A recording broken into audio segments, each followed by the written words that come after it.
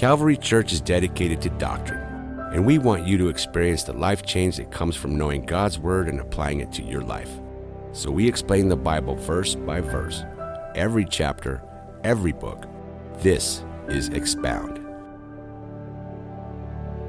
Good evening. Hello. Greetings. God bless you. And online, we want to welcome you as well.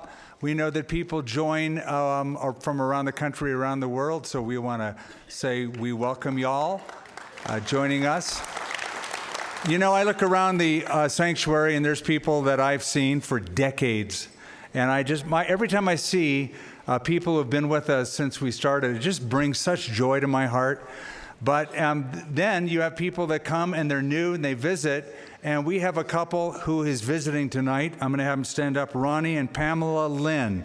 They came all the way to church from Tennessee tonight.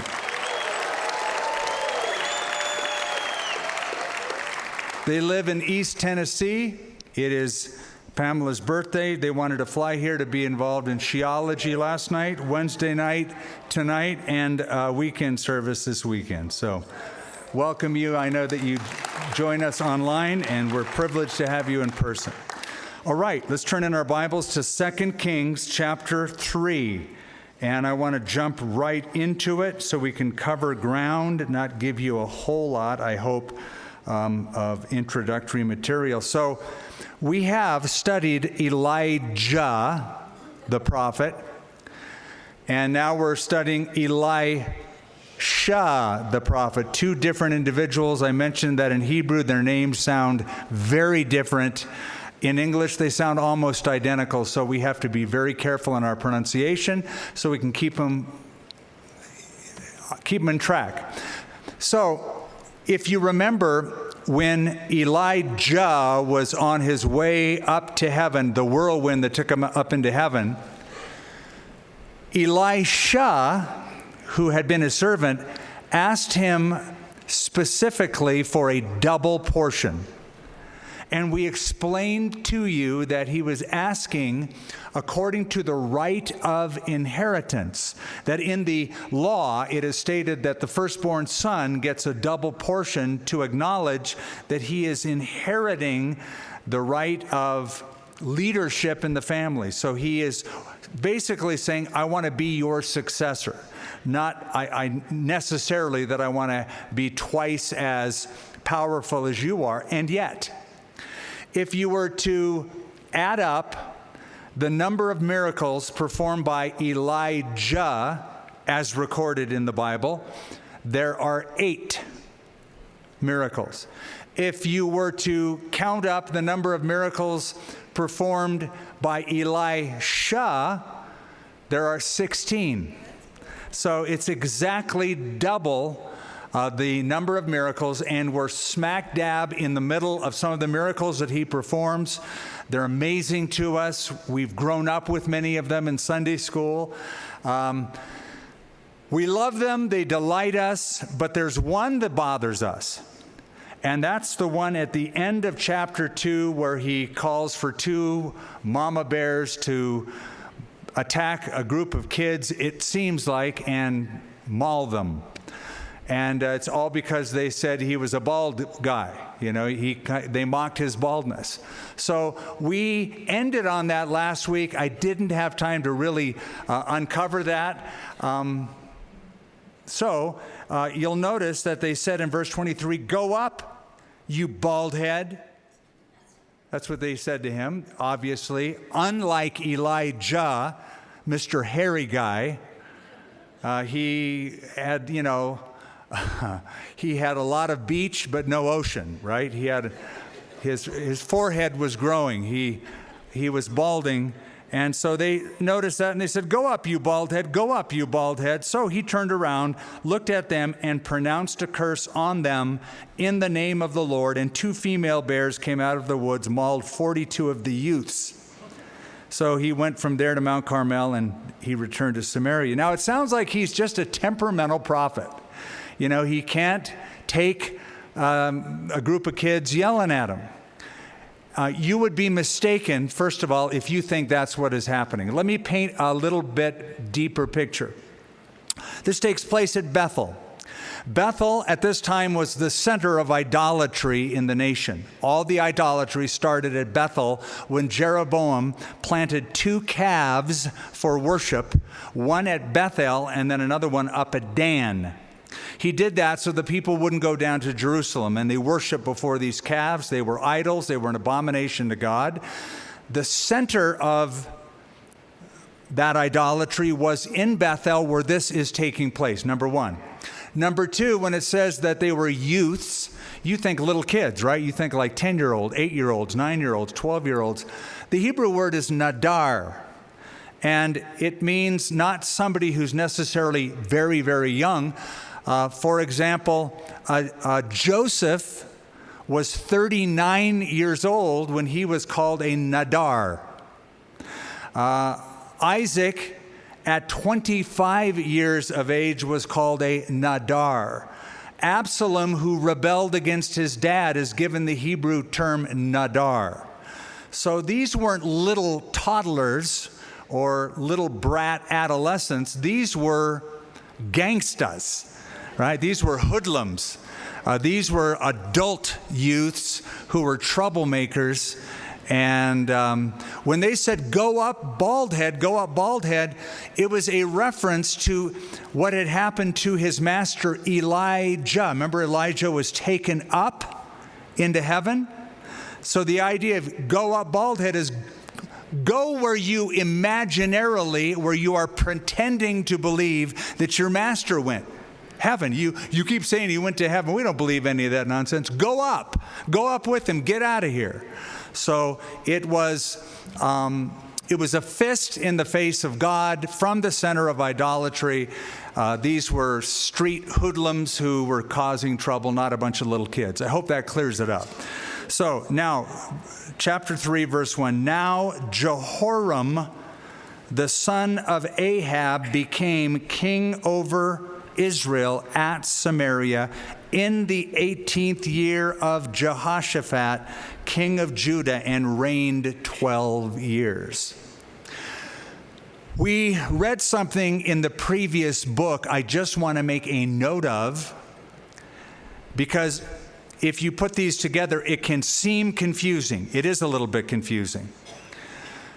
Jehoshaphat, the king of Judah, had a son called Jehoram, who will take over after Jehoshaphat dies. He's not dead yet, but he will.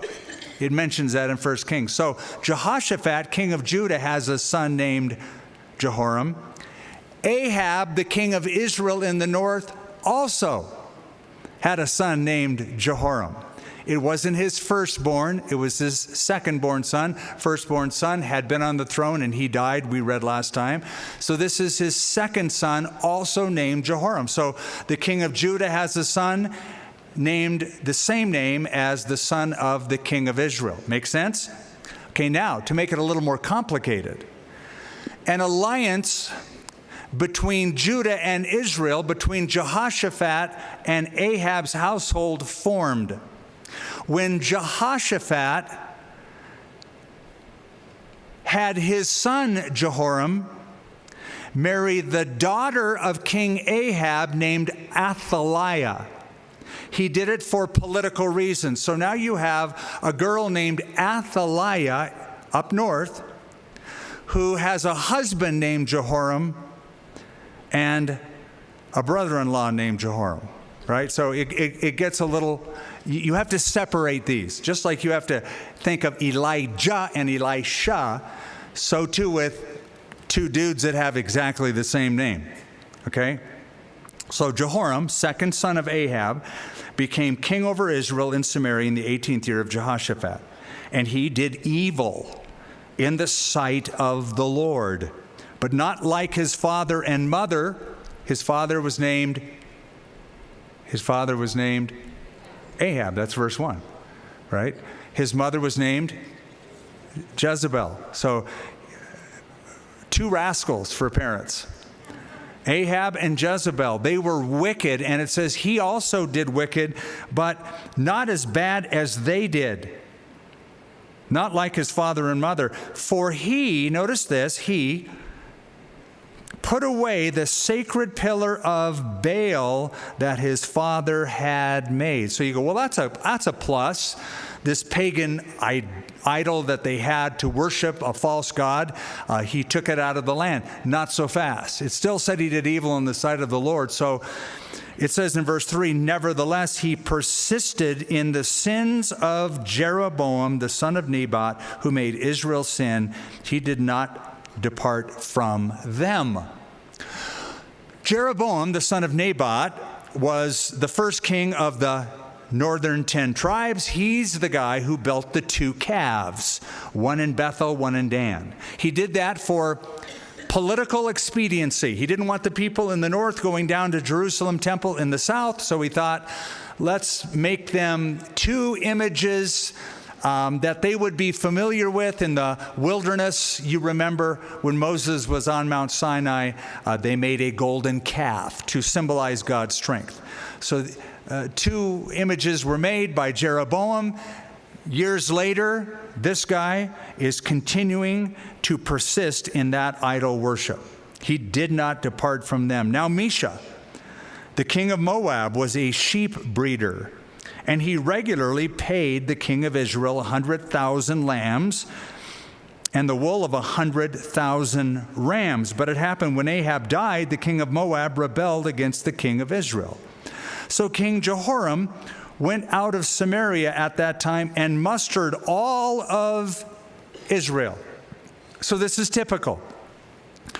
With the death of a king, other kings look, or with the election of a new leader, other nations observe the nation that is going through the political upheaval, and they look and they make an assumption or an assertion, or they ascertain what their chances of becoming stronger are, making political moves, attacking other nations to get more land.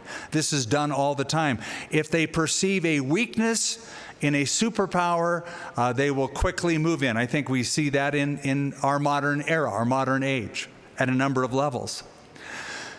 Back then, because Ahab was gone, Ahab's son was gone, new kid on the block, Jehoram, Mesha, king of Moab, who in the past had paid tax, tribute, he was put under subjugation by the king of Israel, and he did so reluctantly, saw this as an opportunity to rebel and to not pay it any longer. So just to, I'm out from under your yoke, I'm not going to pay you any money, and he refused to do it. So King Jehoram went out Samaria at that time and mustered all of Israel, so getting his troops together. Then he went and sent to Jehoshaphat, the king of Judah, saying, the king of Moab has rebelled against me. Will you go with me to fight against Moab? And he, Jehoshaphat, said, I will go up. I am as you are. My people are as your people. My horses as your horses.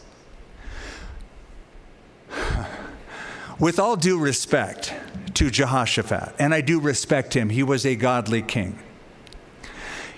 I feel that he wasn't the brightest bulb in the pack.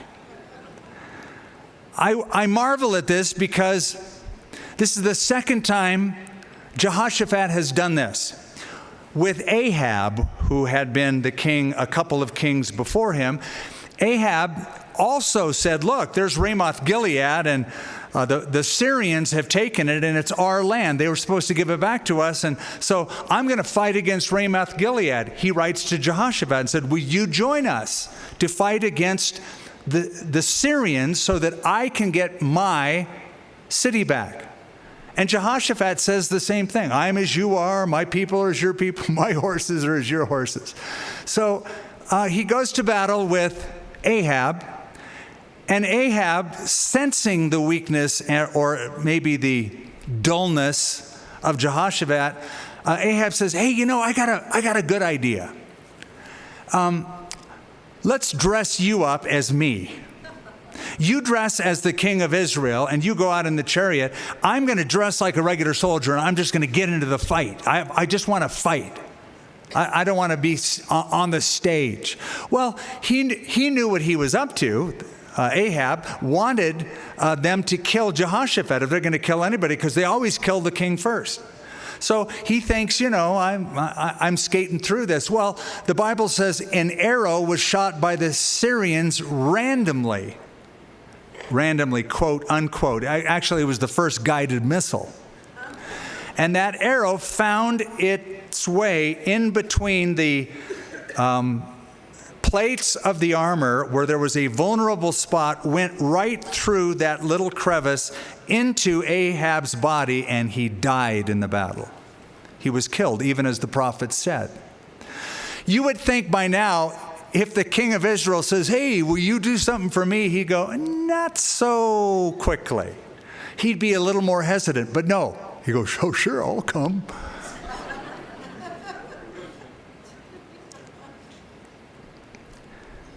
And he said, which way shall we go up? And he answered, by the way of the wilderness of Edom. Doesn't sound like a smart approach, and here's why, although they thought it was smart. If they were to have attacked directly across from Israel and gone in from the north and down, it was heavily fortified. It seemed that the southern route through Edom, the desert, which is down, a circuitous route, down south to the Dead Sea, around the bottom of the Dead Sea, and from the south going up into Moab. Moab is present-day Jordan, as is Edom, also present-day Jordan. One's just a little bit further north. Moab is further north than Edom. So let's go by the way of Edom, but they're going to do this for seemingly a good reason. So, verse 9, so the king of Israel, that's Jehoram, went with the king of Judah, that's Jehoshaphat, and the king of Edom. And they marched on that roundabout route 7 days, and there was no water for the army nor for the animals that followed them. So their rationale is, let's swing down south by Edom, attack from the southern route, but in so doing, since Edom is an ally with Judah, let's pick up Edom as well. So now we have 3 kings. We 3 kings of Orient are. And so they're together in a coalition, Israel, Judah, Edom, all against Moab. So they're upping their odds for a victory. But they've been out there 7 days. It is desert in that area. And 7 days without water is not good. They have animals as food. They have animals as beasts of burdens to carry equipment. There's no water for soldiers, no water for animals. Now watch verse 10. And the king of Israel, this is Jehoram, the guy who started this whole thing and invited everybody to the battle, said, alas, or poor me, poor us, alas, for the Lord has called these 3 kings together to deliver them into the hand of Moab. We're going to die out here, and this is God's fault. He's the one that got me and you and him together to die out here. Now, if I'm Jehoshaphat or the king of Edom, I'm looking at this guy going, dude, this was your idea. And now you're blaming our God? You're blaming Yahweh? You're saying this is God's fault? Why would he blame God? Well, this is typical what people do. People make stupid choices, get themselves into trouble, and then say, I can't believe God would let that happen to me. Well, you dummy, you made a stupid choice. Don't blame God for your stupid choice. People do this all the time. Something else. Perhaps he knew, even superficially, the law of Moses. The law of Moses, Deuteronomy chapter 28, promises God will withhold water from his people as a judgment if they fall into idolatry. Maybe he's feeling the pinch of conviction. Hard to say, but either way, he is blaming God for the conundrum he finds himself in. So Jehoshaphat has done this before. He does it again. Jehoshaphat said, is there no prophet of the Lord here, that we may inquire of the Lord by him? Now remember, this happened with Ahab. Ahab wanted to go to war. He said, sure, I'm going with you, Ahab. We'll be like this. Your people are as my people. My horses are like your horses. I'm like you. Let's go. But Do you have a real prophet of God that we can ask Lord's direction for this? And remember what Ahab said? Said, there's this one guy named Micaiah, but he always says bad stuff about me. I don't want him. Jehoshaphat said, get him, call him. So they called him. And Micaiah said, you're going to go out and you're going to prosper. The Lord's going to deliver the enemy into your hands. The king, King Ahab, knew that he was fibbing, so he said, see, didn't I tell you that when you speak, always speak truth in the name of the Lord? You're not telling me the truth. What did God really say? He says, okay, this is what God really said. I had a vision, and I saw sheep without a shepherd. The shepherd will die in the battle. That's you. You're going down. You're going to die. Once again, a different scenario, different king, Jehoram, not Ahab. Jehoshaphat, the king of Judah, wants a prophet of God to give God's blessing or God's direction. Is there no prophet of the Lord here that we may inquire of the Lord by him? And one of the servants of the king of Israel answered and said, Elisha, the son of Shaphat, is here, who poured water on the hands of Elijah. What does that mean? He poured water on the hands of Elijah. He was his servant. For 6 years, he was like a one who served, who took care of, who ministered to Elijah the prophet. Now Elisha is the prophet. But mark this. He was a servant before he ever was a leader. He was content to be like a clerk to the Supreme Court judge before he ever approached the bar himself as a judge. So he just walked around, helped out, looked for what needed to be done, went to serve this leader before he himself became a leader. And I find a pattern with that. Be content to serve. See a need, meet it. Well, they don't recognize me. They need to see how awesome I am. They will when you pour water on the hands of Elijah for 6 years. They'll go, man, that guy, he can really pour water good. He doesn't miss when he pours it into the basin. He's an awesome water pourer. I bet he'd be an awesome prophet. And he was. One led to the other. And Jehoshaphat said, I love this. Jehoshaphat said, the word of the Lord is with him. It's a beautiful description. Not the power of God, the charisma of God, but just the word of the Lord is with him. I think I want that said of me when I kick the bucket. The word of the Lord was with him. And here's a king who recognizes this servant. I know about that servant. I know about this prophet. And he's a man of the word. He's a man who loves the word. And the word of God is a part of everything he does. The word of the Lord is with him. So the king of Israel and Jehoshaphat and the king of Edom, we three kings, went down to him. Then Elisha said to the king of Israel, what have I to do with you? That's a Bible way of saying, what do you want? Go to the prophets of your father and the prophets of your mother. Remember, there were 450 prophets of Baal, 400 prophets of Asherah that mom and dad kept on the payroll. Go to them. And the king of Israel said to him, no, for the Lord Yahweh has called these three kings together to deliver them into the hand of Moab. He's still beating that same drum. He put us together because he wants to kill us all. And Elisha said, as Yahweh, the Lord of hosts, lives, before whom I stand. It's the same formula Elijah used before King Ahab. He said, the Lord before whom I stand, whom I serve. He identified himself directly with him. As the Lord of hosts lives, before whom I stand, surely were it not that I regard the presence of Jehoshaphat, the king of Judah, I wouldn't even look at you nor see you. I wouldn't give you the time of day if I didn't respect Jehoshaphat, the king of Judah, who happens to be a righteous king. I wouldn't talk to you. And I'm not saying it's good to be disrespectful, but what I love is that he didn't kowtow to a political leader just for the sake of scoring points. I serve the Lord. You don't. I'm not going to change my message or my stand just because you're inviting me into your presence. I wouldn't even stand here. I wouldn't even look you in the eyes, give you the time of day were it not for this man. But because of this man, I will stand here.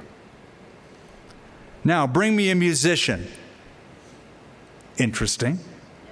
And it happened when the musician played that the hand of the Lord came upon him.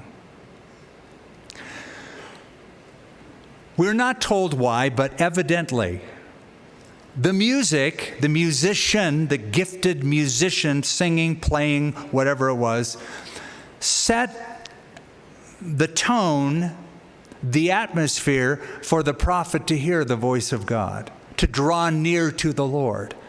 I believe that is one of the purposes of worship music. When I come into the sanctuary and a familiar song starts playing, it just warms my heart, or one that I haven't heard for a while. I remember where I was when I first heard that. It triggers something. And I think God made us to respond to music.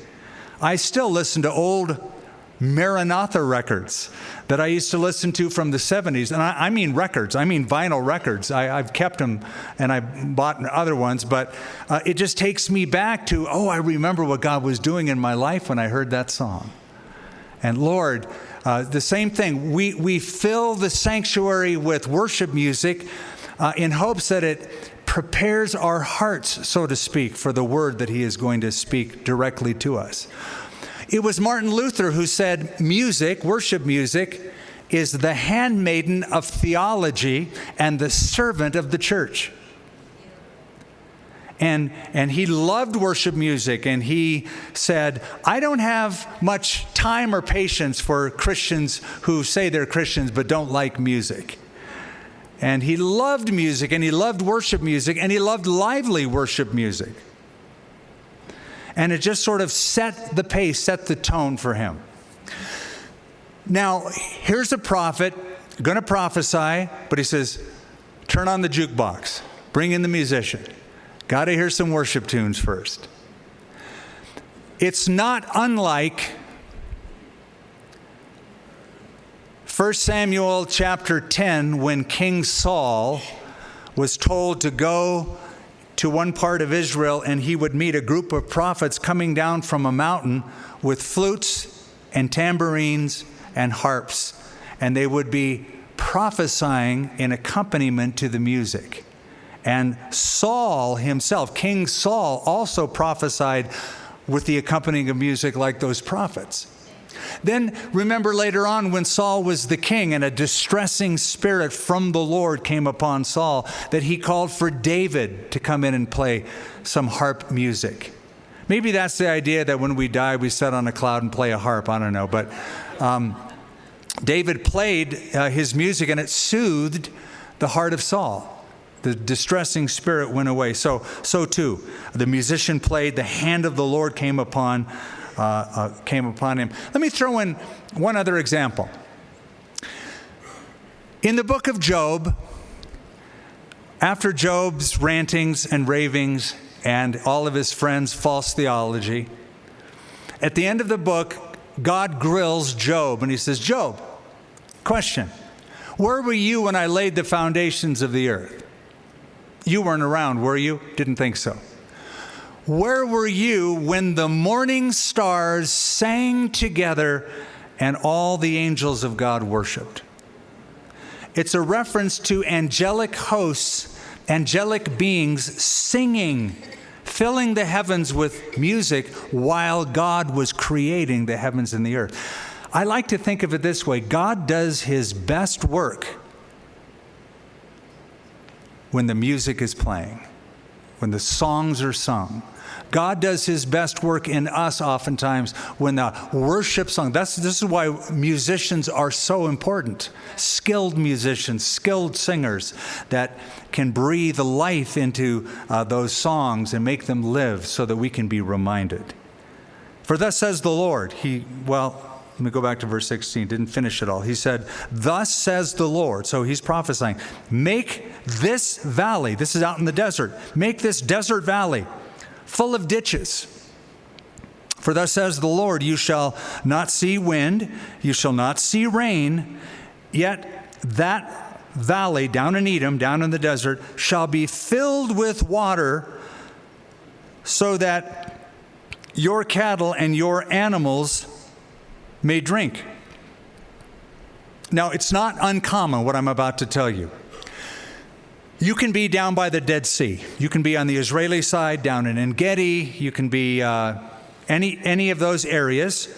The Dead Sea, this area is about 1,290 feet, 1,300 feet below sea level. And it can be cloudless, sun's out, and if you get too close to some of these wadis, we call them in New Mexico arroyos, if you get too close, even on a sunny day, you might get swept away with a flood of water. Because up in Jerusalem, up in the mountains, you don't see it, it's raining. And it fills those valleys above sea level like the Wadi Kelt, and water will rush down all the way to the Dead Sea. And if you're in the way, you can get trapped by it. We hear of this every year. Same with on the other side of the Dead Sea over in Jordan where this is taking place. So it could be raining up in the mountains. The rain comes down. He says, you're not going to see wind, you're not going to see rain, but there's going to be water in this valley.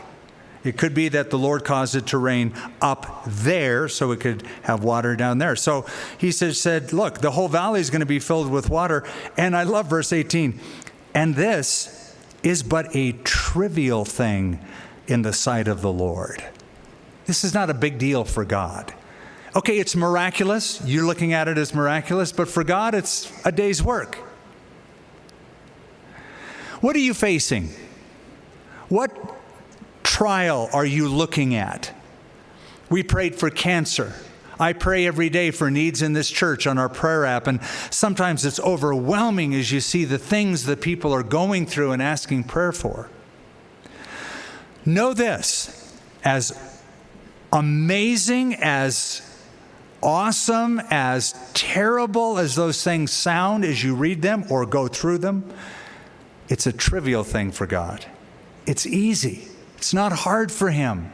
He can speak the word and you will be healed if He chooses. Realize that, as I've said before, difficulty must always be measured by the capacity of the agent doing the work.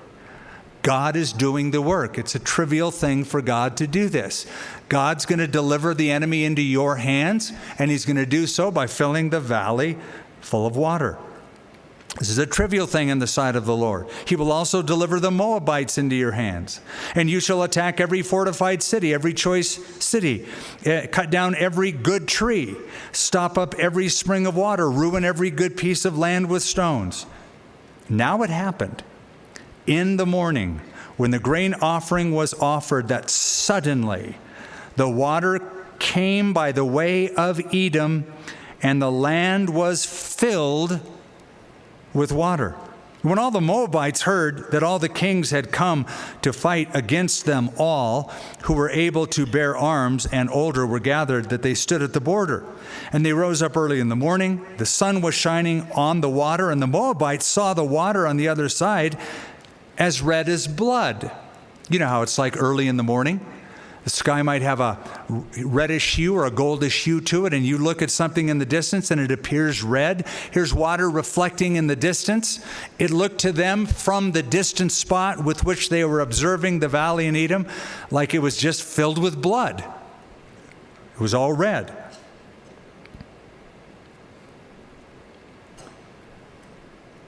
And they said, verse 23, this is blood. The kings have surely struck swords and have killed one another. Now, therefore, Moab, to the spoil. They misread what was going on. They misread the signs. They miscalculated. They saw water, thought it was blood.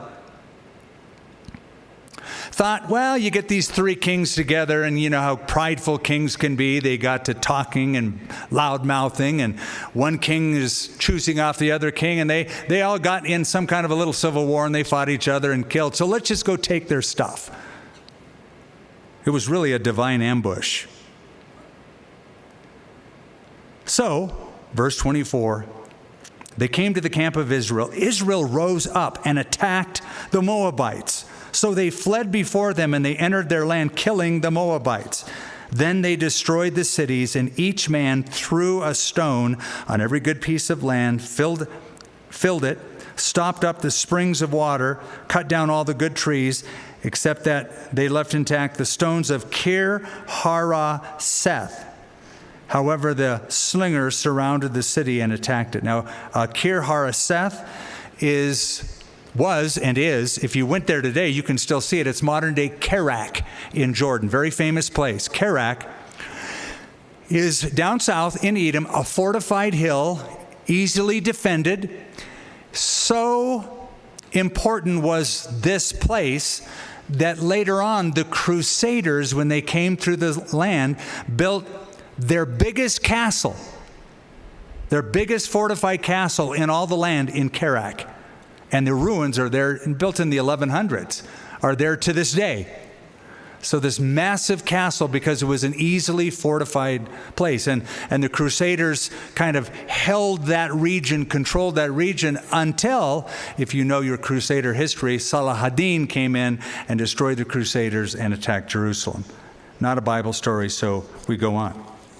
So, verse 26, when the king of Moab saw that the battle was too intense for him, he took with him 700 men who drew swords to break through to the king of Edom, but they could not. These were their elite soldiers. Then he took his eldest son, who would have reigned in his place, and offered him as a burnt offering upon the wall. And there was great indignation against Israel. Many translations say in Israel, by the Israelites who saw this. And they returned to their own land. Now this is a very tragic story. Here's the king, outnumbered, outgunned, outflanked, loses the battle. Takes his eldest son, who would have become the king in his succession, kills him. You go, kills him, why would he do that? It was believed in paganism that if you lost a battle, it's because you offended the god of that area. Their god was Chemosh, who was worshipped by child sacrifice. Chemosh obviously was against him, so as not to lose his own life and completely lose his nation. The thought was, if I sacrifice my son, that will appease the god Chemosh, and I will be okay. So he kills his own son. Now this is brutal, it's vicious, it's unheard of in Western society, but it was quite common in those days. Persians did it, Egyptians did it, Chinese did it, many ancient cultures did that, including the Moabites. Okay. If you ever make it to Paris, France, not Texas, there's a very famous museum in Paris. What's it called? The Louvre. I suggest that you go visit the Louvre, and there's a stone, I've seen it a few times, saw it this last time, called the Moabite Stela, or the Moabite Stone. And the Moabite Stone on it is written the account of this battle by this king of Moab. And how in the Moabite Stone, he writes that he won the war that he actually lost. The reason he said he won the war is because he didn't lose his life, and he still retained a little bit of his kingdom left. And because he didn't lose his life and his kingdom wasn't completely overrun, the people went home, he saw that as a victory. So on the Moabite stone in the Louvre, you have the king of Moab boasting that he won the battle that history tells us he lost. A certain woman, verse 1. A certain woman of the wives of the sons of the prophets cried out to Elisha, saying, "Your servant, my husband, is dead, and you know that your servant feared the Lord. And the creditor is coming to take my 2 sons to be his slaves." Common practice, even in the Mosaic law. If you become absolutely poor, you can become an indentured servant to a fellow Israelite for a wage, treated fairly, and you are released in 6 years. That is how the law read. It was a way to keep people out of extreme poverty from losing their inheritance or their lives. So creditors are coming to take my sons as slaves. So Elisha said to her, "What shall I do for you? Tell me, what do you have in your house?" And she said, "Your maidservant has nothing in the house but a jar of oil." Do you know that oil in those days was a very precious commodity? Olive oil, olives were ground, oil was extracted, it was used for anointing. As the mountains surround Jerusalem, the Lord surrounds his people. It's like oil on the beard of Aaron running down his hair, his head, his face. It's the oil of anointing, olive oil.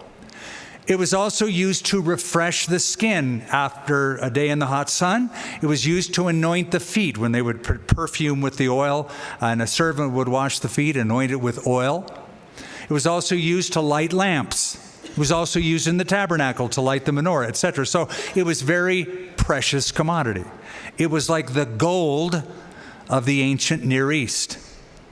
So I love that Elisha says, "Well, what do you have?" She goes, "I got nothing except a little oil." Let's start there. Oftentimes we look at what we don't have. The Lord makes us start with what we do have. We have something little, we have something small. Good, let's just start there. Let's just take what you have, because what you have can actually become beneficial. It's not a deficit, it's an asset. It's like the little boy with the loaves and fishes. What are they among so many? Well, if that's what you have, give those to me. I'll show you what they are among so many. So the Lord will just ask you many times, what do you have? And you be honest with him. Well, I got nothing except this. Good, let's start with that. Because watch what now I can do with that. Instead of bemoaning, well, I wish I had more of this or more of that. What do you got? I just have a little oil. Good. Now watch what God can do with just a little bit of oil. And he said, verse 3, "Go borrow vessels from everywhere, from all your neighbors, empty vessels, and don't gather just a few. Go get as many Tupperware containers as you can find in town. All the clay jars that are empty that you can find from all your neighbors, get as many as you have the faith to see filled." Because the only limit here is when you say, okay, that's enough. I have enough jars. Really, this is fine. She could have 10,000 and they would have been filled. Don't gather just a few. "And when you have come in, you shall shut the door behind you and your sons, and then pour into all those vessels and set aside the full one." So she went from him, shut the door behind her and her sons, who brought the vessels to her, and she poured it out. It came to pass, when the vessels, get this, were full, you have just a little bit of oil. And she keeps pouring, and this big pot fills up. It came to pass when the vessels were full that she said to her son, "Bring me another vessel." And he said to her, "There is not another vessel." So the oil ceased. Now, if she would have had another 1 or 2 or 10, they would have been filled. The stopping point was the faith that you bring into this. Well, I don't have much. What do you got? Oh, just a little oil. Okay, now add to the little that you have lots of faith by getting as many empty jars as you can possibly get from your friends and neighbors. And so they kept filling up. Finally, son said, that's it. We don't have any more empty ones. So the oil stopped. And she came and told the man of God, and he said, go sell the oil and pay your debt, and you and your son can live on the rest. Now, can I make a word of application to you and to me? I believe what God is looking for is empty vessels. So good. Empty vessels. You look around and see the people God uses, and maybe you think, oh, well, God uses the intelligent, well-educated, poised, good-looking, whatever. You know, you say it's because of that they have that much, or they're used by God that much. No. God looks for empty vessels. And sometimes we go, I can't believe God has passed me up. You know, if he only knew how awesome I was, how amazing I am, how gifted I really am. My mom sees it. Nobody else sees it.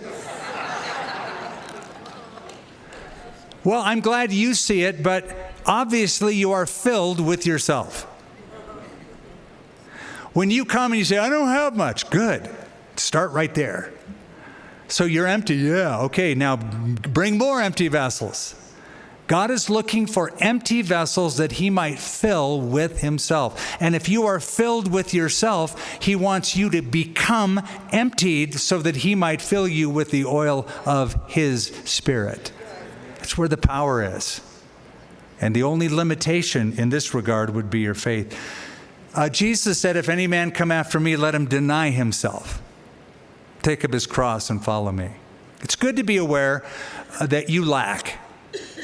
But don't let that be an impediment to being used by God. You know, I'm not all that smart. I'm not all that awesome.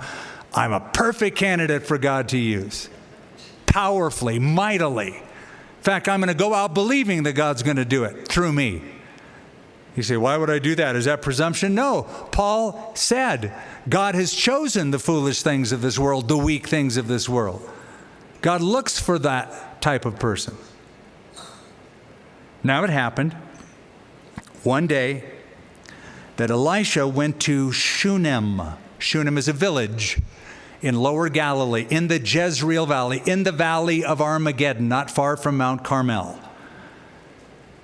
So he went to Shunem, where there was a notable woman, well-known woman, and she constrained him, begged him, to eat some food. So it was as often as he passed by that he turned in there to eat some food. Here's a woman, well-to-do, notable, people know who she is, but she's unnamed in the Bible. Some of the greatest people that God uses, you don't know their names. That's good. Some of the people in this church to whom we are all grateful and thankful for the powerful prayer life that they exert, you may never know their names. Here's a woman used by God in a prophet's life, unnamed in the Bible.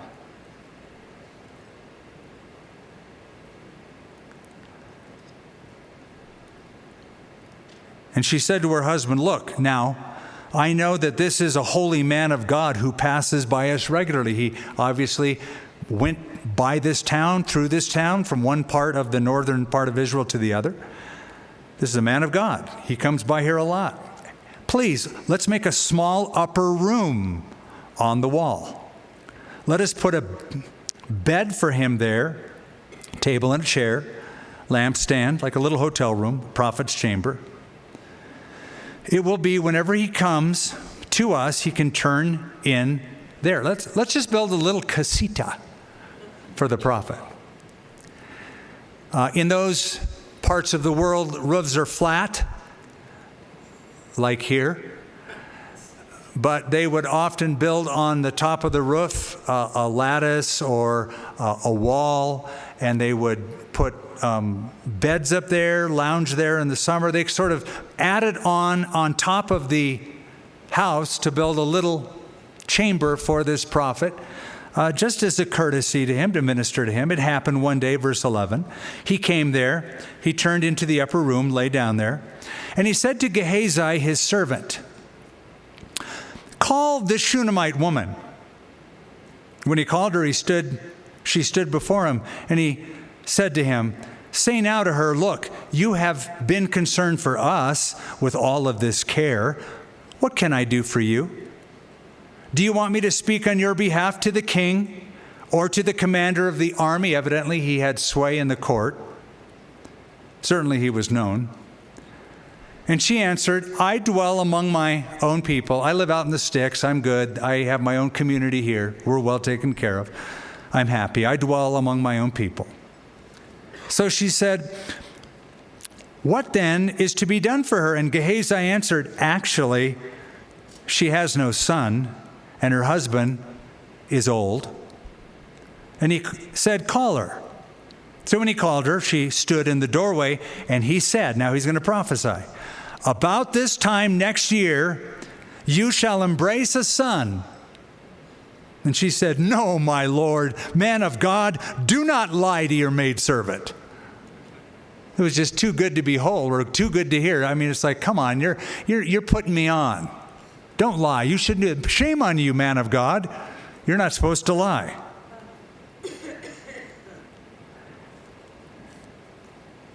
And the woman conceived and bore a son when the appointed time had come, which Elisha had told her. So the child grew. And it happened one day that he went out to his father to the reapers. Now, let me just share something about her style. I like her style. She's unnamed. She doesn't want to make a big deal out of it. She just wants to provide for the prophet. So she has the gift of hospitality. She has the gift of giving, and she gives with simplicity. And there's a key to that. In Romans, the 12th chapter, there's a partial list of spiritual gifts.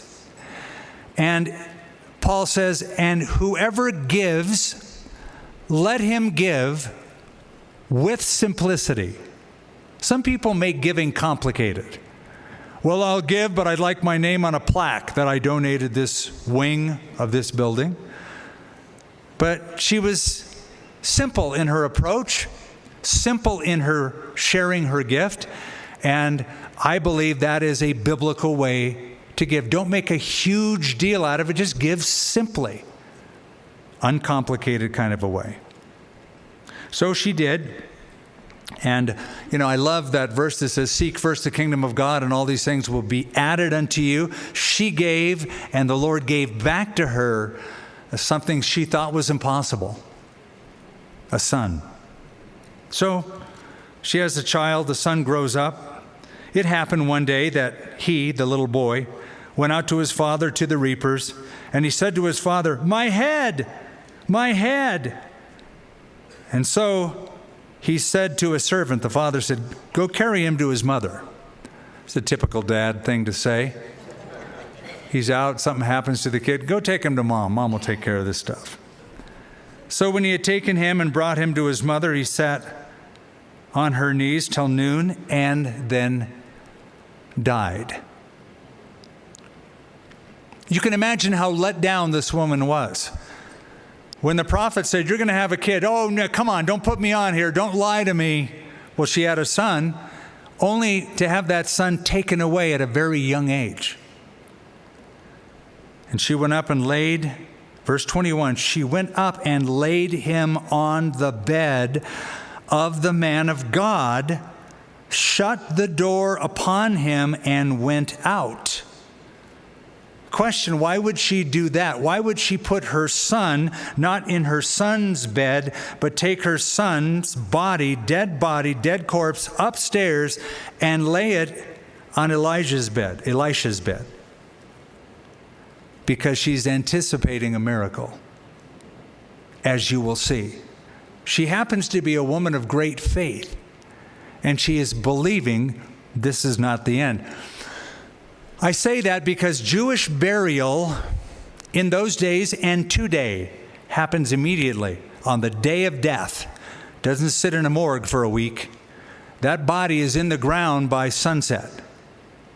Because the decomposition is such that in an area like that where it's quite warm, like here, you want to get that body tucked away in a tomb as quickly as possible. So it was always Jewish custom to bury the body the day of death. She takes the corpse, puts it on the prophet's bed. Then she called to her husband and said, "Please send one of the young men and one of the donkeys that I may run to the man of God and come back." Now, she doesn't tell her husband, "Hey, our son just died." Doesn't tell him. Puts her son upstairs and says, "Hey, I got to take a journey to see the prophet Elisha, but we're coming back." It's an act of faith. So he said, "Why are you going to him today? It's not the new moon, it's not the Sabbath." And she said, "It is well." And she saddled a donkey and said to the servant, "Drive, go forward, don't slacken the pace." In other words, floor it. "Don't slacken the pace for me unless I tell you." So she departed, went to the man of God out Mount Carmel, full bore, pedal to the metal. So it was when the man of God saw her afar off that he said to his servant Gehazi, "Look, there's the Shunammite woman. Please run now to meet her and say to her, 'Is it well with you? Is it well with your husband? Is it well with the child?' And she answered, 'It is well.'" I'm really glad we sang "It Is Well With My Soul" tonight. Yeah, perfect. It was a perfect selection. I was hoping I was reading the text and I thought, oh, that'd be a perfect song. I'm a little too late to tell the worship band they need a little more lead time for these things, but they played it. It is well. So, "It Is Well With My Soul" was written by a Chicago lawyer named Horatio Spafford, who in the days of D.L. Moody was in the ministry, working around D.L. Moody's ministry in Chicago. Spafford's son died at a young age. Spafford put his wife and remaining children, on a boat to go to England. And they were going across the Atlantic. The ship got caught in a storm. Spafford was back in Chicago, wife and kids on the ship. The ship went down out in the Atlantic, sunk. 227 people died, including all his remaining children. His wife survived. She was picked up by rescuers, taken to London. She telegraphed her husband. The telegraph simply read two words: "Saved alone." Can you imagine reading that? Knowing that your wife and children were in a terrible accident, all your children died, your wife escaped narrowly, was rescued and taken to a foreign city. So he got on a boat to meet his wife in London. As he was going across the Atlantic Ocean, he heard a knock on his stateroom door. The captain of the vessel announced to him, "Sir, this is approximately where the accident took place and all your children died." He had been, according to one of the records I read, he had been in his stateroom reading 2 Kings, where the woman who lost her son said, "It is well. It is well." And so he went out on the deck. He then came inside and he penned the lyrics to the song. "When sorrows like sea billows roll, whatever my lot, thou hast taught me to say, it is well. it is well with my soul. Well, we're out of time. I wanted to get through 2 chapters. The Spafford story and others took a little more time, but that's a good place to end. Whatever you are facing tonight, I hope you can leave by saying, no matter how you came in, it is well with my soul. God is in charge. God is in control. It is well. For more resources from Calvary Church and Skip Heitzig, visit calvarynm.church. Thank you for joining us from this teaching in our series, Expound.